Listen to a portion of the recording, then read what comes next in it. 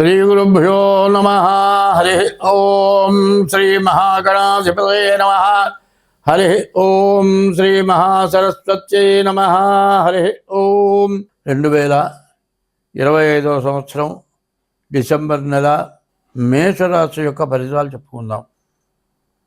ఈ మేషరాశి ఎట్లా ఉన్నది అయితే, ఇప్పుడున్న పరిస్థితిని బట్టి లెక్కిస్తే ద్వాదశంలో శని వక్రించి ఉండటం, తర్వాత కుజుడు అష్టమంలో, శని ద్వాదశంలో, కుజుడు అష్టమంలో, గురువు అర్ధాష్టమం.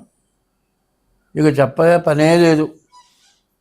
ఏమిటా ఆ పరిస్థితి అంటే, ద్వాదశాష్టమ జన్మస్థం శని అంగారకో గురు కుర్వంతి ప్రాణ సందేహం స్థాన చలనం ధనక్షయం. ఎవరికైనా సరే ఒక్క శని కానీ, లేకపోతే ఒక్క గురువు కానీ 12, 1, 2 స్థానాల్లో ఉంటే, ద్వాదశాష్టమ జన్మస్థం శని అంగారకో గురు కుర్వంతి ప్రాణ సందేహం. మనం బతకగలమా? మన వాళ్ళని బతికించగలమా? మనం బతికి ఎవరిని బతికించలేనప్పుడు ఎందుకు బతకటం? సావు తప్పదు. ఏదో బతకటం కంటే చచ్చిపోతే మంచిది. నే తినలేక ఎవరికి పెట్టలేక అనిపిస్తుంది. కుర్వంతి ప్రాణ సందేహం స్థాన చలనం. తను ఉండే ఇంట్లో నుంచి వెళ్ళిపోవాల్సి వస్తుంది. ధనక్షయం, డబ్బు విపరీతంగా ఖర్చు అవుతుంది. స్థాన చలనం అనే దానికి అర్థం ఏంటంటే, ఈ కష్టదశలో ఇల్లు వదిలిపెట్టేటప్పుడు వెళ్ళిపోవటం జరుగుతుంది ఒక్కడుగా. పిల్లల్ని అందరినీ. ధనక్షయం, డబ్బు అప్పటికే విపరీతమైన ఖర్చు అయిపోతుంది. కీడా ప్లాట్ఫారం అన్న పరిస్థితి వచ్చిన తర్వాత ఇదంతా వృధాగా పోగొట్టాడు, వీడు బతికి ఏంటి ప్రయోజనం అని అందరూ తిడతారు. కాబట్టి ఇటన్నా వెళ్ళిపోయి చావటమో బతకడమో తెలుసుకుందాం అనేటువంటి మనస్తత్వం కలుగుతుందిట. 12ంట శని, 4ంట గురువు, 8ంట కుజుడు. ఈ 3 గ్రహాలు ఈ విధంగా ఉన్నాయి. ఏ ఒక్క గ్రహం ఈ స్థానాల్లో ఉంటే బాధ అయితే, 3 గ్రహాలు ఈ స్థానాల్లో ఉన్నాయి. వీళ్ళ జాతకాన్ని గురించి ఆలోచిస్తే, ఈ రాశిని గురించి చాలా కష్టమైన పరిస్థితి. యాక్సిడెంట్లు కావచ్చు, ఎవరికన్నా ఇచ్చి మోసపోయి డబ్బులు పోగొట్టుకొని ఉండొచ్చు, ఎవరైనా ఏ లోన్లు తీసుకుంటేనో హామీ ఉండి ఆ డబ్బులు కట్టాల్సి రావచ్చు. ఇట్లా ఇంట్లో వాళ్ళకి రోగాలు రావచ్చు, పెద్ద పెద్ద మేజర్ ఆపరేషన్లు జరగచ్చు.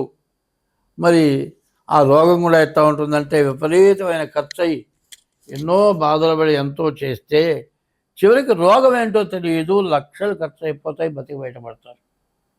ఇట్లాంటి పరిస్థితులు వస్తాయి. కాబట్టి ఈ మేషరాశి యొక్క పరిస్థితి చెప్పాలంటే, నాకు కూడా ఇదే జరిగింది. నా పెద్ద కూతురికి ఒక కూతురు పుట్టింది.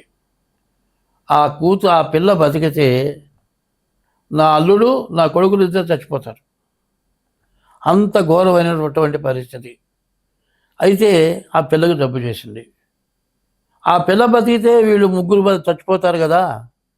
పోతే పోయింది లేని చంపితే ఆ చంపిన పాపం నాకు వస్తుంది. దానికోసం 1,50,000 ఖర్చు పెట్టి శాంతి చేయిస్తే స్కూటర్ గుద్దుకొని నా కొడుకు చెయ్యి, నా అల్లుడు చెయ్యి, మరి స్కూటరు లైటు, మెయిన్ లైటు, ఆ లైట్లో గుద్దుకొని పోయి చేయంతా రణమైపోయింది. నా కొడుకేమో లారీ యాక్సిడెంట్, చిన్న కొడుకు లారీ యాక్సిడెంట్ అయ్యి ఈ మాడు మీద ఇక్కడ పగిలింది. నా పెద్ద కొడుకేమో నీళ్లు సరిగ్గా పోవట్లేదు, దేవుని విగ్రహం దగ్గర టైల్ని ఈ సుత్యాశానం పెట్టి చెక్కేటప్పటికి ఆ టైల్ వచ్చి చేతికి గుచ్చుకొని ఈ వేలు దగ్గర మొత్తం తెగిపోయింది. అంత ఘోరమై అంత ఖర్చు అయి ప్రాణం పోయింది. ఏమంటే, మంచి చెప్పటం లేదు, చెడు చెబుతున్నావు అని అనవచ్చు. ముందు చెడును జాగ్రత్త చేసుకోవాల్సిన బాధ్యత ఉంది. ఈ పరిస్థితుల్లో ఏమీ తోచక తాగి 24 గంటలు తాగి మత్తులో పడి కూడా చచ్చిపోయే పరిస్థితి వస్తుంది. ఇటువంటి పరిస్థితులు మేషరాశికి పూర్తిగా ఉన్నాయి. కానీ ఇది రాశి వరకే, రాశి 25 వంతులే జరిగేది. కాబట్టి ఇటువంటి పరిస్థితుల్లో చెప్పాలి అంటే రాహు 11 ఉన్నాడు. దానివల్ల మీకు ఎక్కడి నుంచైనా బ్లాక్ అయిపోయి 2-3 తరాల నుంచి కూడా ఎవరో ఆక్రమించుకొని కబ్జా అయిపోయి ఆ ఆస్తి రాక వదులుకున్నది కూడా మళ్ళీ అది స్వాధీనం కావచ్చు. ఎవరికన్నా ఇచ్చి వాళ్ళు పరమ రౌడీలు అయిపోయి ఇక వాళ్ళ దగ్గర డబ్బులు తీసుకోవడం కంటే వాళ్ళ దగ్గరికి పోతే చచ్చిపోతామన్న భయం పుట్టి వదిలేసిన డబ్బులు రావచ్చు. ఇట్లాంటి అవకాశం బాగా ఉన్నది. మరి దీనివల్ల బుధుడు సప్తమంలో ఉన్నాడు. భార్య వల్ల మంచి మేలు జరుగుతుంది. మరి శుక్రుడు కూడా బాగున్నాడు.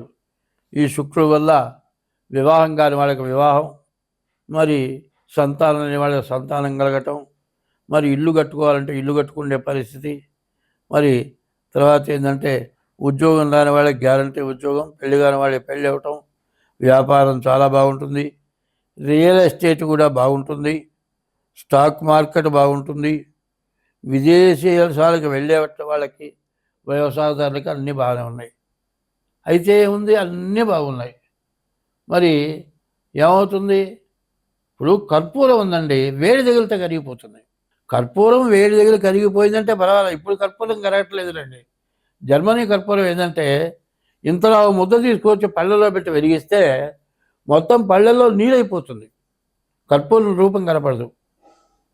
ఇవాళ ఉన్న పరిస్థితి ఏంటంటే నీకు 10 కిలోలు బంగారం ఉన్నా సరే కర్పూరం కరిగిపోయేట మాయమైపోయిందట మాయమైపోతుంది.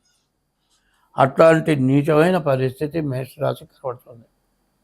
ఎందుకంటే ఇది ఎందుకు ఇంత వివరంగా చెబుతున్నానంటే ఒక 60 సంవత్సరాల పాటు బాగా కష్టపడి సంపాదించిన వాడికి ఇవాళ ఇట్లాంటి పరిస్థితి వస్తే మరి ఉన్నది పోవడమే కాక ఇంతకంటే రెట్టింపు అప్పులయ్యి కనీసం ఒక యాక్సిడెంట్ అయ్యి కాలు ఇరిగిపోయి మంచంలో నుంచి లేవలేక ఒంటేళ్ళకి 2 ఏళ్ళకి కూడా పోలేక ఎవరి చేత కడిగించుకుంటే పరిస్థితి వస్తే ఎట్లా ఉంటుంది?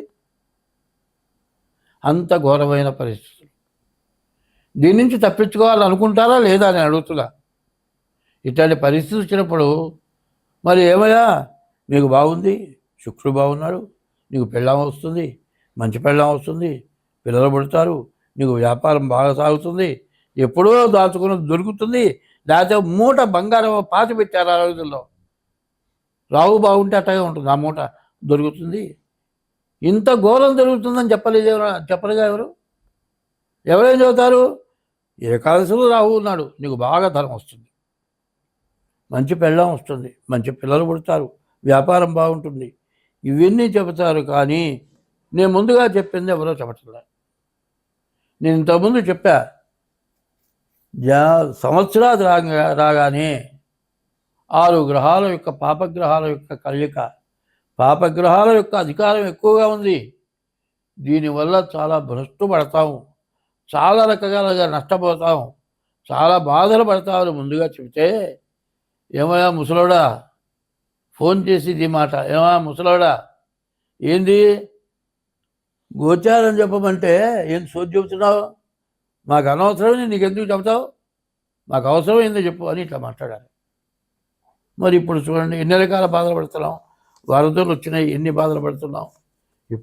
ఇట్లాంటి పరిస్థితుల్లో మళ్ళీ తప్పనిసరిగా చెప్పాల్సింది అనే నిర్ణయానికి వచ్చి ఇప్పుడు మళ్ళీ చెబుతున్నాను. స్వస్తి.